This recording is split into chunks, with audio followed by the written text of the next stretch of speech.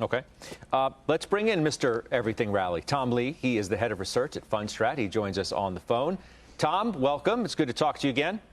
Thanks, Scott. Good to be here. Sorry I'm not there in person or live. That's okay. We appreciate you joining us nonetheless. I just mentioned Esther George's comments that it's time, getting time. Bostic yesterday, others before that, and you may get more in the days ahead.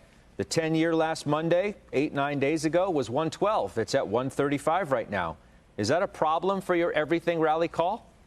The Fed could change everything. So it is one of the conditions that can turn into a headwind. And I would say the Everything Rally, there's a lot of pieces in place that really support a big move into the end of September. But absolutely, if the Fed does turn hawkish as a hawkish surprise, then the window in October is potentially some sort of pullback. But given the Delta variant spread through emerging markets in Asia, I would be surprised if anybody had confidence to say now was the time to tighten.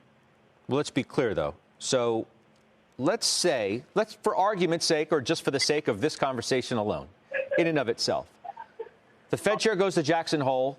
He starts to make it kind of obvious to people that the taper's coming.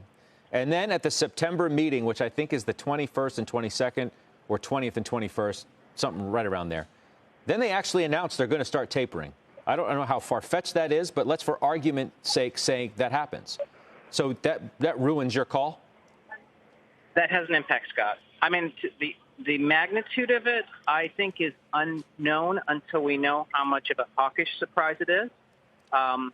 But between now and September 21, I mean, that's 6 weeks. And given the rise in rates and infrastructure and the fact that the right risk assets are moving, and I think even from a technical perspective, the DeMark count really essentially is recycling today. We have a pretty big risk-on move underway, and if the Delta variant indeed is peaking this week, which is what Dr. Gottlieb and even the IHME have forecast, there's going to be a real sigh of relief. And I agree with Joe and the others' comments that investors are cautiously positioned. I think people were looking for a 10% correction in August, and if we have a risk rally, there's a lot of chasing that's going to take place. Yeah, the point you're making today is the key. You say today is a key. Can you be more specific for our viewers as to why they need to watch today specifically as the start for your Everything Rally call? Yes. So, our original view was July, August chop. And then as the last week progressed, with Delta variant peaking and the 10-year reversing, and then the right groups rallying like China, Europe, casinos, airlines, we were getting the sense that we should be moving towards risk on. But today was important because Jim Cramer on CNBC had last week flagged the potential 13 sell setup in the S&P. It's a DeMark system, and I'm a big fan of Tom DeMark and the DeMark analytics. And the 13 appeared on Thursday.